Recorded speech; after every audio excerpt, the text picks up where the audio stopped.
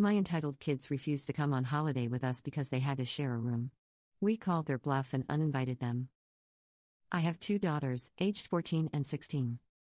This year we decided to go to New Zealand for our summer vacation. It's a big deal for us since we haven't been on many vacations before, and everyone was really excited. We booked a nice hotel and planned to visit many places.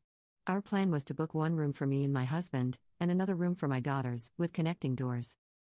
I didn't foresee any issues with this arrangement, but my daughters have expressed a desire for their own rooms. They want privacy and think it's unfair to share a room, even though they'll barely spend time there, using it only for changing and sleeping. I told them to deal with it, as the room would have a double bed, so I didn't see a problem. However, my older daughter has suggested getting a triple suite with 3 rooms, or booking an additional room so they can each have their own. This would cost quite a bit more. While we could afford it, I don't believe the extra expense for privacy is worth it, given they won't really use their rooms much. So, I said no. Now, they are upset with me. My husband and his mother think we should perhaps pay the extra money for another room. Should I just book another room?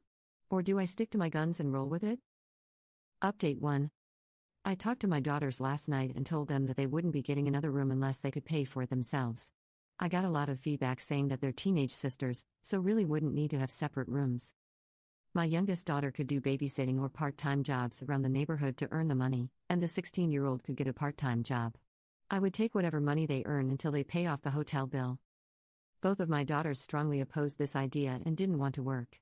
I ended up telling them that they either share a room, pay for it themselves, or not go at all. We could afford to buy them the room, but I feel like they are already spoiled. We're going to New Zealand on holiday for Christ's sake. They have never had to share a room on vacation before, as we always booked a suite when going on vacation. However, we haven't been abroad in years, and the trip to New Zealand is already expensive. We don't want to spend more money, even if we can afford it. I talked to my husband, and I managed to convince him not to give in. We told our daughters firmly that it wasn't happening. We haven't booked the tickets yet and told them if they kept complaining, they wouldn't be included and would have to stay at their grandmother's house, where they would also have to share a guest room. They wanted to stay home alone, but I don't think it's a good idea, so I refused. They reluctantly agreed to come. Update 2. We booked the tickets and we ended up not including the daughters in the holiday because they just kept complaining. Last night they came to ask me why I wouldn't buy it if I can afford it and why can't they stay home alone. They said, why don't you guys care about our comforts and privacy, and you'll ruin the trip because we won't even have our own rooms, which is a basic comfort. They tried to convince us to let us stay home alone, but the last time I did that my oldest threw a party, so I don't trust them. Even if I did, I don't feel comfortable leaving them alone for a whole week.